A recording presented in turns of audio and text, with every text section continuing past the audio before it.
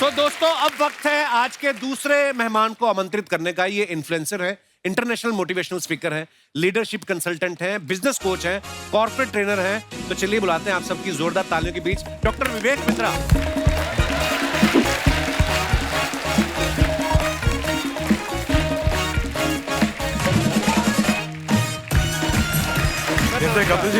Welcome.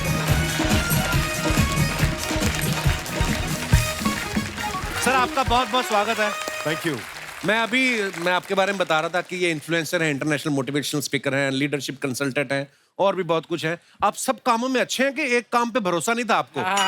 इतने सारे काम कैसे कर लेते हैं डॉक्टर साहब आप? देखिए वैसे तो कहते हैं कि जिसकी जिंदगी में बहुत सारे गोल, उसकी जिंदगी हो जाती है गोल गोल। जी। तो एक ही फोकस होना चाहिए। मेरा फोकस है बिजनेस कोचिंग। हम एंटरप्रेन्योरशिप पे काम करते हैं और अच्छा लगता है बता के। भारत देश को के लिए हमने एक प्राइड बिल्ड किया है कि वर्ल्ड का नंबर 1 एंटरप्रेन्योरियल यूट्यूब चैनल बनाया है और आज भारत में हम 11 विश्व रिकॉर्ड लेकर के आए हैं, Guinness book of world record जो है। क्या बात है सर, हमने आपके पुराने वीडियोस देखे हैं और आज आपको साक्षात सामने देख रहे हैं। आज मतलब आप इतने स्लिम ट्रिम हो गए हैं। पहले लोगों को मोटिवेट करते रहे, आप खुद को मोटिवेट करने का टाइम नहीं मिला था पहले, अब आपने बड़ा कम कर लिया सर। वो कहते हैं ना कि जिंदगी की भाग दौड़ में कहीं ऐसा ना हो जाए कि आपसे पहले आपका पेट आपसे आगे निकल जाए।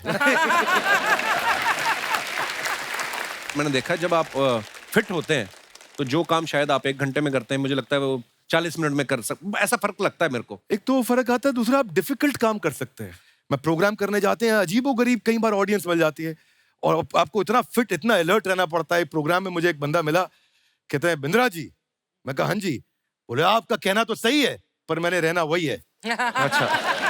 तो you keep getting different people. वो फाइनेंस का मैं एक ट्रेनिंग प्रोग्राम कर रहा था तो कि कर्जे से बाहर कैसे निकले। अच्छा जी। हाँ जी, कर्जे से बाहर। तो करेज नहीं, कर्जे से बचे। पहले करेज तो इसकी बात चल रही थी, तो बात करते करते डेट मैनेजमेंट पे तो बोला भारत में रहने के लिए आधार और भारत से भागने के लिए उधार दोनों बड़ा जरूरी है।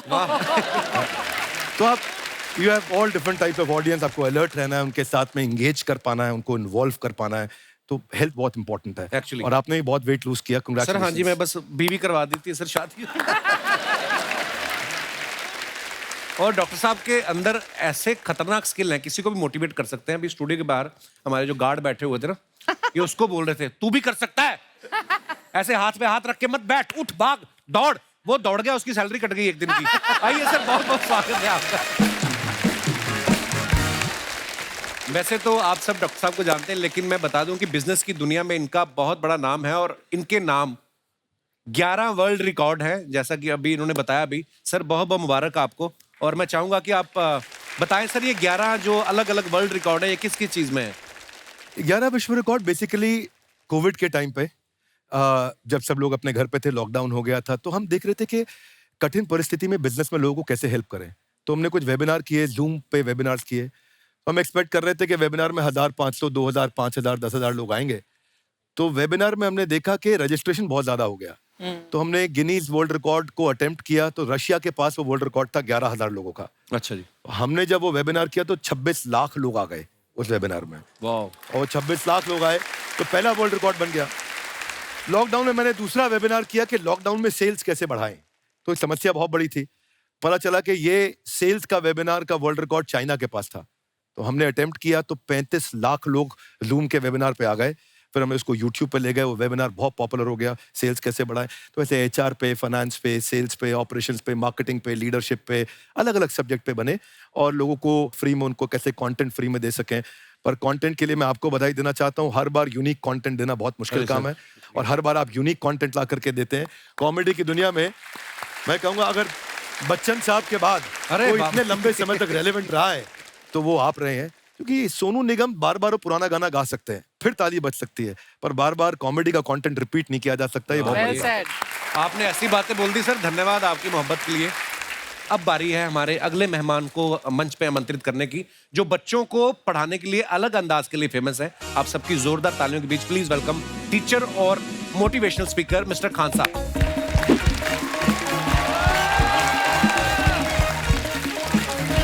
जोरदार तालियां हो जाए खान सर के लिए।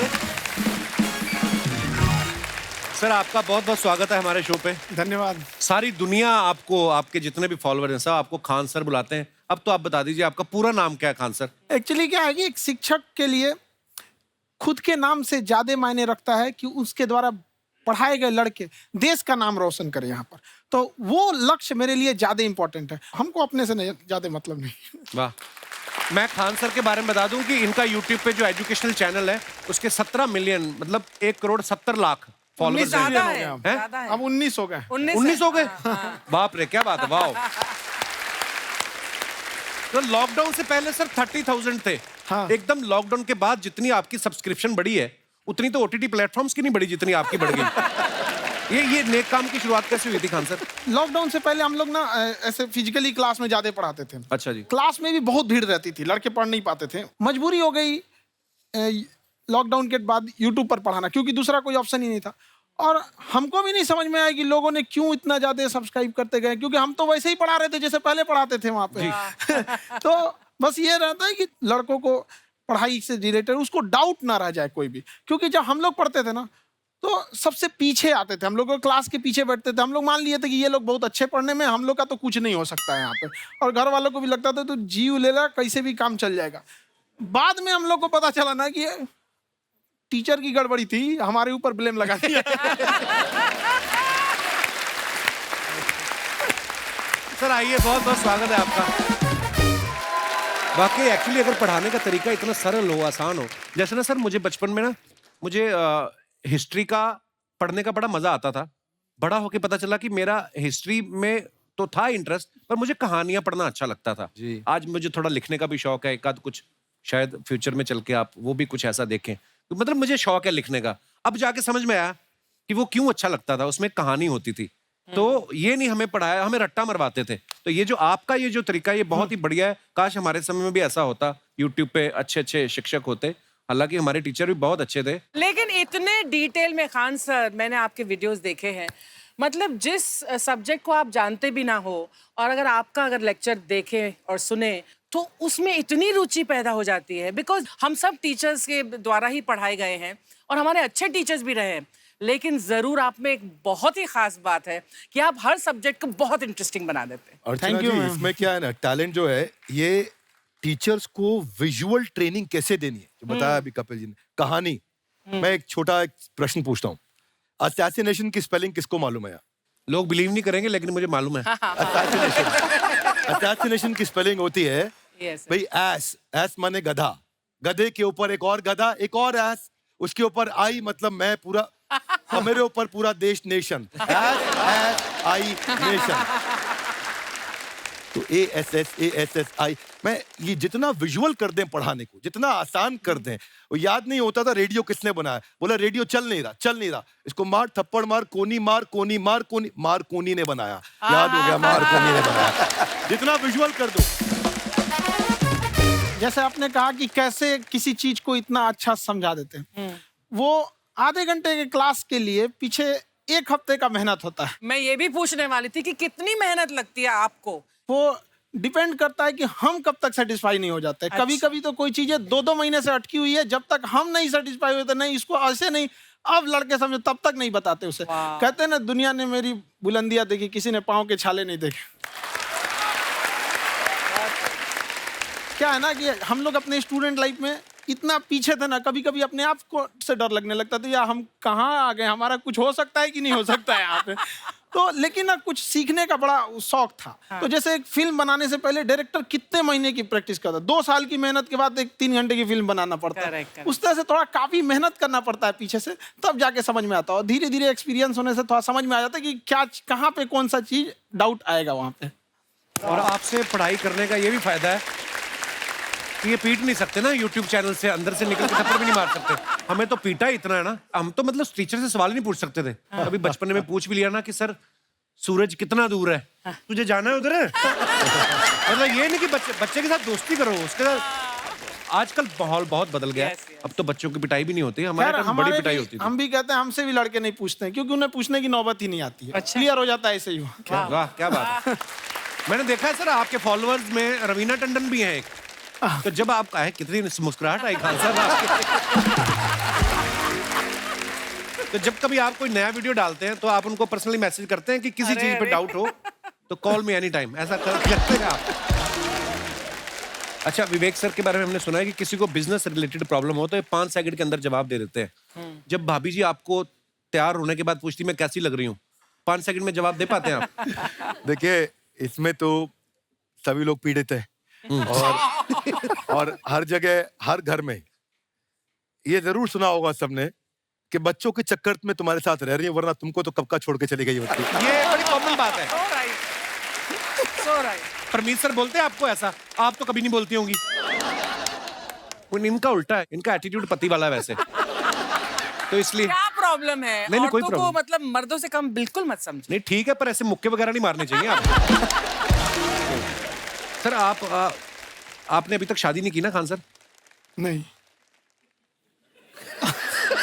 इतने पॉपुलर हो गए आप, आपका सेंस ऑफ ह्यूमर इतना अच्छा है, तो बड़े सारे प्रपोजल तो आते होंगे आपको। अभी तो इधर कुछ नहीं है ऐसा। खान सर पर्सनल सवालों का जवाब कम देते हैं। अच्छा, जैसे हम शादीशुदा लोगों को देखने के बाद हमको थोड़ा सा और अच्छा कई बार ना इंसान ज्यादा मोटिवेशनल स्पीकर्स को सुन लेना तब भी कंफ्यूज हो जाता है। कोई कहता है बड़े सपने देखो, गाड़ी लो, बैंक बैलेंस बनाओ। कोई कहता है कि इच्छाएं नहीं रखनी चाहिए, ये दुखों का कारण है। हम किसकी सुने गुरुजी? सुने सबकी, करे खुद की। जो दिल से निकले। दिल से निकले। क्योंकि जो सुनते हैं हम, कई बार सुनते हैं और उसको खुद की प्रोसेसिंग करते ही नहीं है, और जब दूसरों की बातें सुनकर बिना प्रोसेस करके फॉलो करने लगते हैं, उसी को तो हम अंधश्रद्धा कहते हैं। बिल्कुल। उसको प्रोसेस करें, अपने दिल से जो रेजोनेट होता है उसको सोचे और फिर करें। मम्मी सुना, मेरी मम्मी के आगे डॉक्टर फेल है। मम्मी की जो सहेली ऑन द स्पॉट इसके साथ बैठी है, और इनको अगर कोई प्रॉब्लम है, फॉर एग्जाम्पल कोई शुगर की प्रॉब्लम है, तो उन्होंने जो बोल दिया वो अंतिम सत्य है। ले मैनू फलानी कहंदी है, ए खा लो तो हो जाता है। ये सवाल मैंने आपके लिए पूछा था।